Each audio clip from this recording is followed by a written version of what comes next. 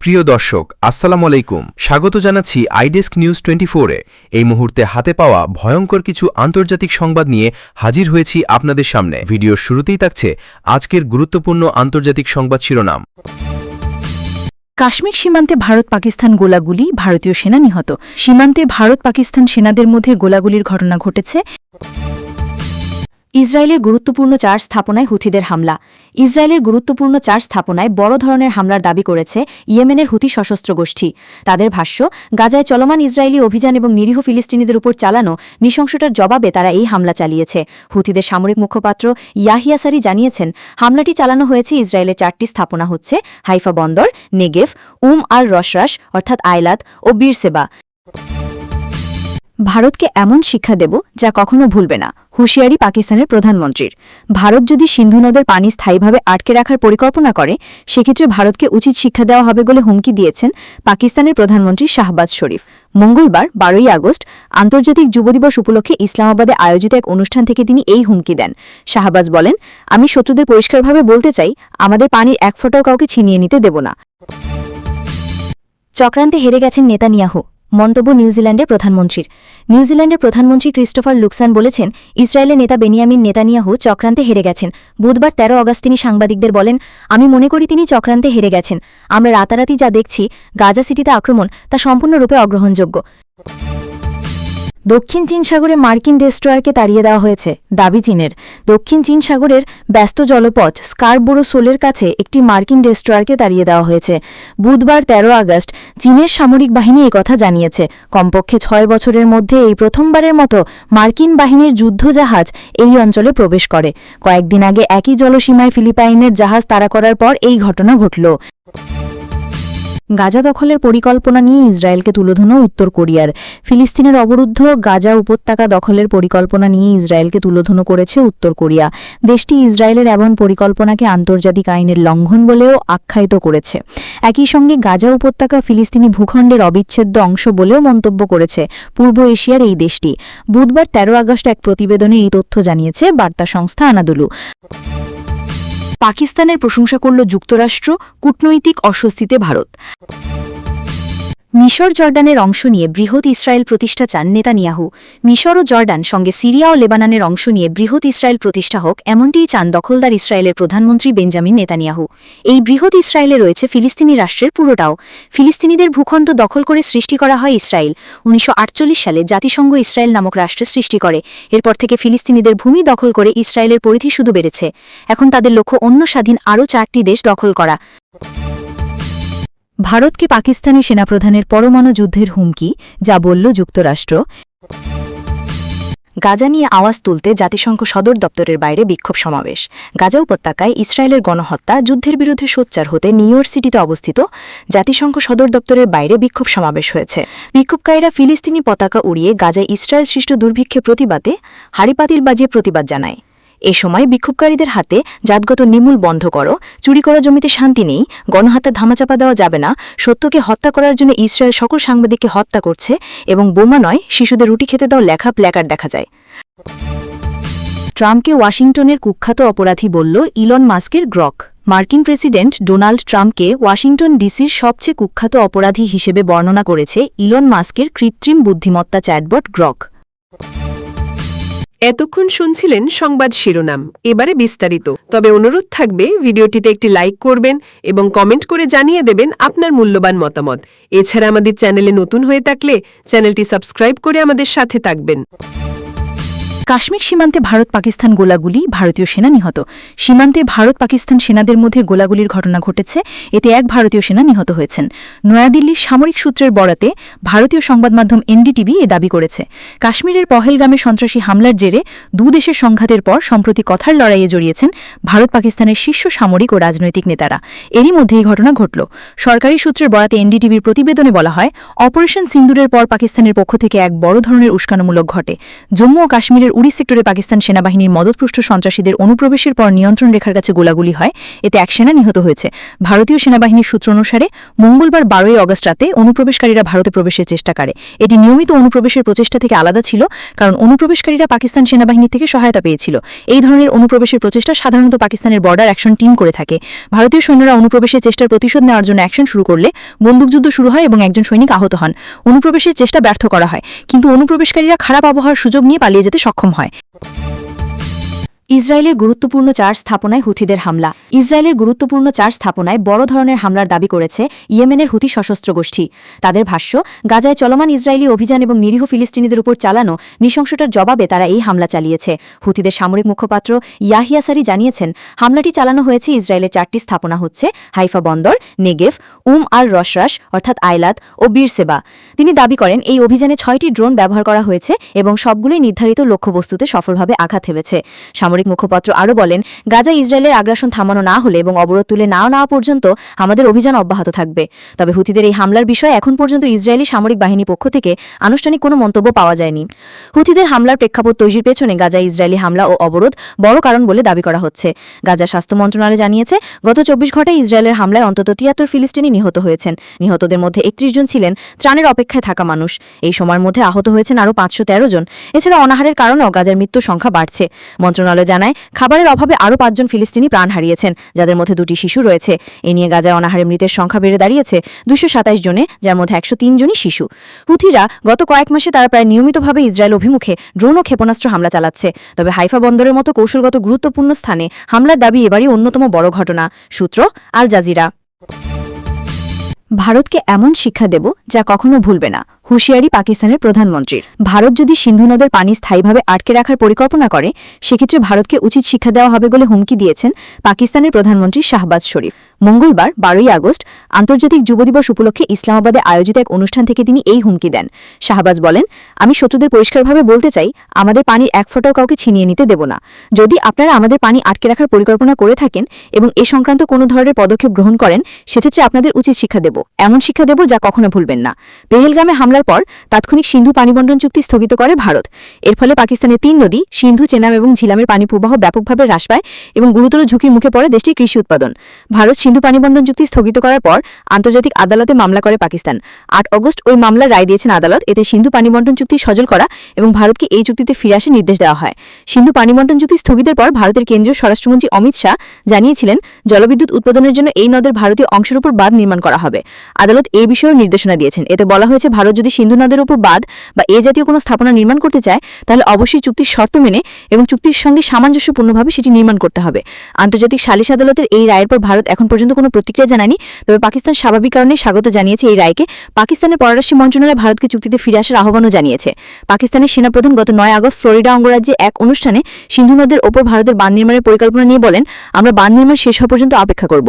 যখন শেষ হবে 10টি ক্ষেপণাস্ত্র মেরে সেটি ধ্বংস করে দেব। সিন্ধু নদ ভারতের পারিবারিক সম্পত্তি নয়, আর আমাদের ক্ষেপণাস্ত্রেরও কোনো অভাব নেই। দক্ষিণ চীন সাগরে মার্কিন ডেস্ট্রয়ারকে তাড়িয়ে দেওয়া হয়েছে, দাবি চীনের। দক্ষিণ চীন সাগরের ব্যস্ত জলপথ স্কারবোরো শোলের কাছে একটি মার্কিন ডেস্ট্রয়ারকে তাড়িয়ে দেওয়া হয়েছে। বুধবার 13 আগস্ট চীনের সামরিক বাহিনী একথা জানিয়েছে। কমপক্ষে 6 বছরের মধ্যে এই প্রথমবারের মতো মার্কিন বাহিনীর যুদ্ধজাহাজ এই অঞ্চলে প্রবেশ করে। কয়েকদিন আগে একই জলসীমায় ফিলিপাইনের জাহাজ তাড়া করার পর এই ঘটনা ঘটল। এক বিবৃতিতে পিপলস লিবারেশন আর্মির সাউদার্ন থিয়েটার কমান্ড জানিয়েছে, ইউএসএস হিগেন্স বুধবার চীনা সরকারের অনুমোদন ছাড়াই জলসীমায় প্রবেশ করেছে। মার্কিন পদক্ষেপ চীনের সার্বভৌমত্ব এবং নিরাপত্তাকে গুরুতরভাবে লঙ্ঘন করেছে এবং দক্ষিণ চীন সাগরে শান্তি ও স্থিতিশীলতাকে মারাত্মকভাবে ক্ষতিগ্রস্ত করেছে। তিনি সর্বদা উচ্চ সতর্কতা বজায় রাখার কথাও জানিয়েছেন। মার্কিন নৌবাহিনীর 7ম নৌবহর জানিয়েছে, ডেস্ট্রয়ারটি স্কারবোরো শোলের পাখে নৌ চলাচলের অধিকার এবং স্বাধীনতা জোরদার করেছে, যা আন্তর্জাতিক আইনের সঙ্গে সঙ্গতিপূর্ণ। স্কারবোরো শোল কৌশলী দক্ষিণ চীন সাগরে উত্তেজনার একটি প্রধান উৎস হয়ে দাঁড়িয়েছে। বৈশ্বিক বাণিজ্যের বার্ষিক $3 ট্রিলিয়ন বেশি এই জলপথ দিয়ে হয়ে থাকে। এর আগে ফিলিপাইন জানিয়েছিল, এই সপ্তাহে স্কারবোরো শোলে চীনা জাহাজের কর্মকাণ্ডের ফলে 2টি জাহাজের সংঘর্ষও ঘটেছে। চীনের উপকূলরক্ষী বাহিনী জানিয়েছে, তারা ফিলিপাইনের জাহাজগুলোকে জলসীমা থেকে বিতাড়িত করার জন্য প্রয়োজনীয় ব্যবস্থা নিয়েছে। চক্রান্তে হেরে গেছেন নেতানিয়াহু, মন্তব্য নিউজিল্যান্ডের প্রধানমন্ত্রীর। নিউজিল্যান্ডের প্রধানমন্ত্রী ক্রিস্টোফার লুকসান বলেছেন, ইসরায়েলের নেতা বেনিয়ামিন নেতানিয়াহু চক্রান্তে হেরে গেছেন। বুধবার 13 অগাস্ট তিনি সাংবাদিকদের বলেন, আমি মনে করি তিনি চক্রান্তে হেরে গেছেন। আমরা রাতারাতি যা দেখছি গাজা সিটিতে আক্রমণ, তা সম্পূর্ণরূপে অগ্রহণযোগ্য। নিউজিল্যান্ড ফিলিস্তিন রাষ্ট্রকে স্বীকৃতি দেওয়ার বিষয়ে বিবেচনা করছে, এমন খবর আসার 2 দিন পর দেশটির প্রধানমন্ত্রীর এই বক্তব্য এলো। ক্রিস্টোফার লুকসান সাংবাদিকদের বলেন, মানবিক সহায়তার অভাব, মানুষের জোরপূর্বক বাস্তুচ্যুতি এবং গাজার অধিগ্রহণ অত্যন্ত ভয়াবহ। নেতানিয়াহু অনেক বেশি দূরে এগিয়ে গেছেন। এদিকে বুধবার নিউজিল্যান্ডের সংসদ অধিবেশনের আগে পার্লামেন্ট ভবনের বাইরে বিক্ষোভকারীরা জড়ো হয়ে গাজায় দুর্ভিক্ষের ইঙ্গিত দিয়ে হাঁড়িপাতিল নাড়িয়ে প্রতিবাদ জানান। বিক্ষোভকারীরা এমপিরা মেরুদণ্ড বাড়ান, ফিলিস্তিনকে স্বীকৃতি দিন স্লোগান দিচ্ছিলেন। এদিকে দেশটির ঘনিষ্ঠ মিত্র অস্ট্রেলিয়াও ফিলিস্তিনকে স্বীকৃতি দেবে বলে জানিয়েছে। এর আগে ফ্রান্স একই ঘোষণা দেয়, যার ধারাবাহিকতায় পশ্চিমা আরও কয়েকটি দেশ আগামী সেপ্টেম্বরে জাতিসংঘের সম্মেলনে ফিলিস্তিনকে স্বীকৃতির ঘোষণা দিয়েছে। মঙ্গলবার ব্রিটেন, কানাডা, অস্ট্রেলিয়া এবং তাদের বেশ কয়েকটি ইউরোপীয় মিত্র যৌথ বিবৃতিতে গাজায় মানবিক সংকট অকল্পনীয় পর্যায়ে পৌঁছেছে বলে জানিয়েছে। তারা সেখানে সীমাহীন সহায়তা পৌঁছানোর আহ্বান জানায়। তবে ইসরায়েল বরাবরের মতো গাজায় ক্ষুধা ছড়িয়ে পড়ার দায় অস্বীকার করেছে। তারা একই কথা বলে যাচ্ছে যে হামাস ত্রাণ চুরি করছে, যদিও হামাস এটি অস্বীকার করে। পাকিস্তানের প্রশংসা করল যুক্তরাষ্ট্র, কূটনৈতিক অস্বস্তিতে ভারত। আন্তর্জাতিক কূটনৈতিক অঙ্গনে নতুন সমীকরণের ইঙ্গিত মিলল ইসলামাবাদে। মঙ্গলবার পাকিস্তান এবং যুক্তরাষ্ট্রের মধ্যে সন্ত্রাসবিরোধী কার্যকলাপ নিয়ে গুরুত্বপূর্ণ বৈঠক শেষে প্রকাশিত যৌথ বিবৃতিতে ট্রাম্প প্রশাসন প্রকাশ্যে স্বীকার করল, সন্ত্রাস দমনে পাকিস্তান যথেষ্ট সাফল্য অর্জন করেছে। বিবৃতিতে বলা হয়, পাকিস্তান শুধু দেশের অভ্যন্তরেই নয়, আঞ্চলিক এবং আন্তর্জাতিক পর্যায়েও সন্ত্রাসী কার্যকলাপ রুখতে সক্ষম হয়েছে। একই সঙ্গে জাফর এক্সপ্রেসে হামলা ও খোজদারের স্কুলে বোমা বিস্ফোরণের ঘটনায় হতাহতের জন্য পাকিস্তানের প্রতি সমবেদনা জানায় যুক্তরাষ্ট্র। এই মন্তব্য আন্তর্জাতিক মহলে তাৎপর্যপূর্ণ বলে মনে করছেন কূটনৈতিক বিশ্লেষকেরা, কারণ পয়েলগাঁও হামলার পর থেকেই ভারত-পাক সম্পর্ক কার্যত তলানিতে ঠেকেছে। অপারেশন সিঁদুরের মাধ্যমে পাকিস্তান অধিকৃত কাশ্মীরে একাধিক জঙ্গি ঘাঁটি ধ্বংসের দাবি করেছে ভারত। দিল্লির অবস্থান পরিষ্কার, পাকিস্তানের মাটিতে জঙ্গি সংগঠনগুলির নিরাপদ আশ্রয়ে রয়েছে এবং পাক প্রশাসনের মদতেই তারা সক্রিয়। অপরদিকে ইসলামাবাদ বরাবরই এই অভিযোগ নস্যাৎ করে জানিয়ে আসছে, সন্ত্রাসবাদে তারাও ক্ষতিগ্রস্ত এবং জঙ্গি দমনে সক্রিয় অভিযান চালাচ্ছে। বর্তমান প্রেক্ষাপটে যুক্তরাষ্ট্রের এই প্রশংসা ভারতের জন্য কূটনৈতিক চাপ তৈরি করছে, কারণ সাম্প্রতিক সময়ে বাণিজ্য চুক্তি ও শুল্ক সংক্রান্ত ইস্যুতে দিল্লি ওয়াশিংটনের সম্পর্কেও অস্বস্তি দেখা দিয়েছে। এদিকে মার্কিন প্রশাসন সাম্প্রতিক বালুচিস্তান লিবারেশন আর্মি ও তার সহযোগী মজিদ ব্রিগেডকে সন্ত্রাসী সংগঠন হিসেবে তালিকাভুক্ত করেছে। এই প্রেক্ষাপটে পাকিস্তানের প্রশংসা কেবল দ্বিপাক্ষিক নয়, বৃহত্তর কৌশলগত প্রেক্ষাপটেও তাৎপর্যপূর্ণ।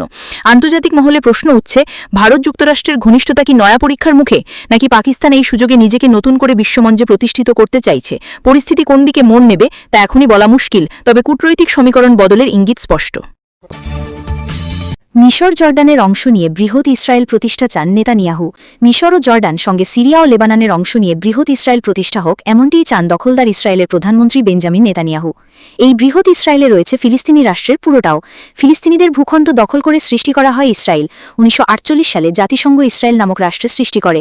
এরপর থেকে ফিলিস্তিনিদের ভূমি দখল করে ইসরায়েলের পরিধি শুধু বেড়েছে। এখন তাদের লক্ষ্য অন্য স্বাধীন আরও 4টি দেশ দখল করা। মঙ্গলবার 12 অগাস্ট i24 নিউজের একটি অনুষ্ঠানে যান যুদ্ধাপরাধে অভিযুক্ত নেতানিয়াহু। সেখানে তাকে কথিত বৃহৎ ইসরায়েলের মানচিত্র সমৃদ্ধ একটি অ্যামোলেট দেন উপস্থাপক শারন গাল। শারন নেতানিয়াহুকে তখন জিজ্ঞেস করেন গ্রেটার ইসরায়েল প্রতিষ্ঠা হোক তিনি চান কিনা। জবাবে দখলদার বলেন অনেক চাই। এই সাক্ষাৎকারে নেতানিয়াহু আরও বলেন তিনি এক ঐতিহাসিক এবং ঐশ্বরিক মিশনে রয়েছেন। দখলদার ইসরায়েল গত 2 বছর ধরে ফিলিস্তিনের পশ্চিম তীর, গাজা উপত্যকা, দক্ষিণ লেবানন এবং দক্ষিণ সিরিয়াতে বর্বরতা চালাচ্ছে। ইসরায়েলের লক্ষ্য এসব দেশের অংশ নিয়ে বৃহৎ ইসরায়েল প্রতিষ্ঠা করা। গত বছর ইসরায়েলের অর্থমন্ত্রী বাজায়েল স্মরিচ বৃহৎ ইসরায়েল নিয়ে মন্তব্য করেন। এ দখলদার বলেন তারা সিরিয়ার রাজধানী দামেস্ক পর্যন্ত ইসরায়েলের পরিধি বাড়াবেন। এছাড়া ভবিষ্যৎ ফিলিস্তিনি রাষ্ট্রের রাজধানী জেরুজালেমকেও ইসরায়েলের অন্তর্ভুক্তির কথা জানান এ দখলদার। সূত্র মিডল ইস্ট আই। গাজা দখলের পরিকল্পনা নিয়ে ইসরায়েলকে তুলোধনো উত্তর কোরিয়ার। ফিলিস্তিনের অবরুদ্ধ গাজা উপত্যকা দখলের পরিকল্পনা নিয়ে ইসরায়েলকে তুলোধনো করেছে উত্তর কোরিয়া। দেশটি ইসরায়েলের এমন পরিকল্পনাকে আন্তর্জাতিক আইনের লঙ্ঘন বলেও আখ্যায়িত করেছে। একই সঙ্গে গাজা উপত্যকা ফিলিস্তিনি ভূখণ্ডের অবিচ্ছেদ্য অংশ বলেও মন্তব্য করেছে পূর্ব এশিয়ার এই দেশটি। বুধবার 13 আগস্ট এক প্রতিবেদনে এই তথ্য জানিয়েছে বার্তা সংস্থা আনাদুলু। বার্তা সংস্থাটি বলছে, উত্তর কোরিয়া মঙ্গলবার গাজা উপত্যকায় সামরিক অভিযান চালিয়ে পুরো এলাকা দখলের ইসরায়েলি পরিকল্পনার তীব্র নিন্দা জানিয়েছে। রাষ্ট্রীয় গণমাধ্যমে এই খবর প্রকাশিত হয়। উত্তর কোরিয়ার পররাষ্ট্র মন্ত্রণালয়ের এক মুখপত্র কোরিয়ান সেন্ট্রাল নিউজ এজেন্সিকে কেসিএনএ বলেন, ফিলিস্তিনের গাজা উপত্যকা পুরোপুরি দখল করার বিষয়ে ইসরায়েলি মন্ত্রিসভার সিদ্ধান্ত আন্তর্জাতিক আইনের লঙ্ঘনের স্পষ্ট উদাহরণ। ওই মুখপত্র বলেন, এই সিদ্ধান্ত স্পষ্ট করে যে আন্তর্জাতিকভাবে স্বীকৃত ফিলিস্তিনি ভূখণ্ড দখলের বিষয়ে গ্যাংস্টার সুলভ মনোভাব ইসরায়েলের রয়েছে। তিনি জোর দিয়ে বলেন, গাজা উপত্যকা ফিলিস্তিনি ভূখণ্ডের অবিচ্ছেদ্য অংশ। তিনি আরও বলেন, গাজা উপত্যকার মানবিক সংকট আরও তীব্র করা এবং মধ্যপ্রাচ্যের শান্তি ও স্থিতিশীলতাকে বেপরোয়াভাবে লঙ্ঘন করে ইসরায়েলের এই অপরাধমূলক দখলদারি কর্মকাণ্ড আমরা কঠোরভাবে নিন্দা ও প্রত্যাখ্যান করছি। উত্তর কোরিয়া জোর দিয়ে বলেছে, ইসরায়েলকে অবিলম্বে ফিলিস্তিনিদের উপর অবৈধ সশস্ত্র হামলা বন্ধ করতে হবে এবং গাজা উপত্যকা থেকে সম্পূর্ণভাবে সরে যেতে হবে। গাজা নিয়ে আওয়াজ তুলতে জাতিসংঘ সদর দপ্তরের বাইরে বিক্ষোভ সমাবেশ। গাজা উপত্যকায় ইসরায়েলের গণহত্যা যুদ্ধের বিরুদ্ধে সোচ্চার হতে নিউ ইয়র্ক সিটিতে অবস্থিত জাতিসংঘ সদর দপ্তরের বাইরে বিক্ষোভ সমাবেশ হয়েছে। বিক্ষোভকারীরা ফিলিস্তিনি পতাকা উড়িয়ে গাজায় ইসরায়েল সৃষ্ট দুর্ভিক্ষের প্রতিবাদে হাড়িপাতিল বাজিয়ে প্রতিবাদ জানায়। এ সময় বিক্ষোভকারীদের হাতে জাতগত নিমূল বন্ধ করো, চুরি করা জমিতে শান্তি নেই, গণহত্যা ধামাচাপা দেওয়া যাবে না, সত্যকে হত্যা করার জন্য ইসরায়েল সকল সাংবাদিককে হত্যা করছে এবং বোমা নয় শিশুদের রুটি খেতে দাও লেখা প্ল্যাকার্ড দেখা যায়। আনাদুল এজেন্সি প্রতিবেদন অনুসারে বিক্ষোভ চলাকালে নিউ ইয়র্ক সিটির পুলিশ বিভাগ বেশ কয়েকজনকে আটক করেছে। ইসরায়েলি বাহিনী খাদ্য বিতরণ কেন্দ্রের কাছে জড়ো হওয়া ফিলিস্তিনিদের উপর গুলি চালিয়ে যাচ্ছে। এর ফলে শত শত মানুষ নিহত হচ্ছে। ভারতকে পাকিস্তানি সেনাপ্রধানের পরমাণু যুদ্ধের হুমকি, যা বলল যুক্তরাষ্ট্র। ট্যামি বলেন, ভারত ও পাকিস্তানের সঙ্গে যুক্তরাষ্ট্রের সম্পর্ক অপরিবর্তিত রয়েছে এবং মার্কিন কূটনীতিকরা উভয় দেশের প্রতি অঙ্গীকারবদ্ধ। গত 2 মাসের মধ্যে দ্বিতীয়বারের মতো যুক্তরাষ্ট্র সফরে গিয়ে রোববার পাকিস্তানের সেনাপ্রধান ফিল্ড মার্শাল অসীম মুনির ভারতের বিরুদ্ধে পারমাণবিক যুদ্ধের হুমকি দিয়েছেন। পাকিস্তানের সেনাপ্রধানের পারমাণবিক যুদ্ধের এই হুমকিকে যুক্তরাষ্ট্রের মাটিতে বসে তৃতীয় কোনো দেশের বিরুদ্ধে প্রথম হিসেবে মনে করা হচ্ছে। এই বিষয়ে প্রেস ব্রিফিংয়ে মুখপাত্র ট্যামি ব্রুস বলেন, প্রেসিডেন্ট ডোনাল্ড ট্রাম্প ভারত পাকিস্তানের সাম্প্রতিক সামরিক সংঘাতের পর শান্তি প্রক্রিয়ায় যুক্তরাষ্ট্রকে যুক্ত করেছেন। তিনি বলেন, সম্ভাব্য বড় বিপর্যয় ঠেকাতে ভূমিকা রেখেছে যুক্তরাষ্ট্র। এটি ওয়াশিংটনের জন্য গর্বের মুহূর্ত। তিনি বলেন, আমরা পাকিস্তান ও ভারতের সঙ্গে এমন এক অভিজ্ঞতার মুখোমুখি হয়েছিলাম যেখানে একটি সংঘাত আরও বড় বিপর্যয়ে পরিণত হতে পারত। ট্রাম্পের সঙ্গে অসীম মুনিরের সাম্প্রতিক বৈঠকের পর যুক্তরাষ্ট্র পাকিস্তানে আরও সাহায্য কিংবা অস্ত্র বিক্রি বাড়াবে কিনা এমন প্রশ্নের জবাবে ট্যামি ব্রুস বলেন, যুক্তরাষ্ট্রের সম্পর্ক উভয় দেশের সঙ্গে অপরিবর্তিত রয়েছে, ভালো আছে। মার্কিন কূটনীতিকরা উভয় দেশের প্রতি প্রতিশ্রুতিবদ্ধ। তিনি পাকিস্তান ও যুক্তরাষ্ট্রের মধ্যকার প্রতিরক্ষা ও সন্ত্রাসবিরোধী সংলাপের কথা উল্লেখ করেন। মঙ্গলবার ইসলামাবাদে 2 দেশের কর্মকর্তাদের এই সংলাপ অনুষ্ঠিত হয়েছিল। ট্যামি ব্রুস বলেন, সর্বশেষ দ্বিপাক্ষিক আলোচনায় সন্ত্রাসবিরোধী প্রতিশ্রুতি পুনর্ব্যক্ত করেছে যুক্তরাষ্ট্র ও পাকিস্তান। একই সঙ্গে সন্ত্রাসী হুমকির বিরুদ্ধে সহযোগিতা বাড়ানোর উপায় নিয়েও আলোচনা করেছে। তিনি বলেন, উভয় দেশের সঙ্গে যুক্তরাষ্ট্রের কাজ করাটা ওই অঞ্চল ও বিশ্বের জন্য সুসংবাদ এবং এটি ভবিষ্যতের জন্য কল্যাণজনক হবে। সূত্র এনডিটিভি। ট্রাম্পকে ওয়াশিংটনের কুখ্যাত অপরাধী বলল ইলন মাস্কের গ্রক। মার্কিন প্রেসিডেন্ট ডোনাল্ড ট্রাম্পকে ওয়াশিংটন ডিসির সবচেয়ে কুখ্যাত অপরাধী হিসেবে বর্ণনা করেছে ইলন মাস্কের কৃত্রিম বুদ্ধিমত্তা চ্যাটবট গ্রক।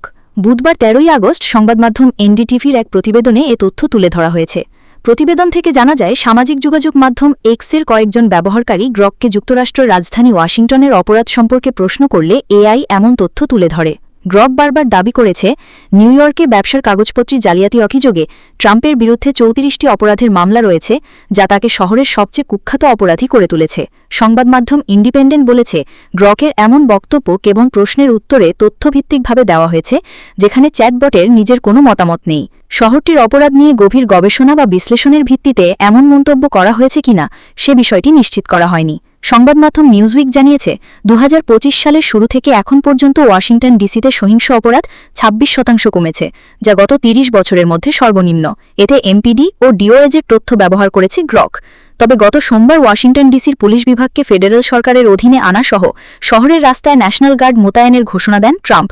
প্রমাণ না থাকলেও ট্রাম্প দাবি করেছেন, ওয়াশিংটন ডিসিতে অপরাধ নিয়ন্ত্রণের বাইরে চলে গেছে। ট্রাম্পের এই মন্তব্যের পরই মাস্কের মালিকানাধীন এআই এমন মন্তব্য করে। গত রোববার গ্রককে কিছু সময়ের জন্য এক্স থেকে সাময়িকভাবে স্থগিত রাখা হয়। পরে সক্রিয় করা হলে এটি একের পর এক পরস্পর বিরোধী বার্তা দিতে থাকে।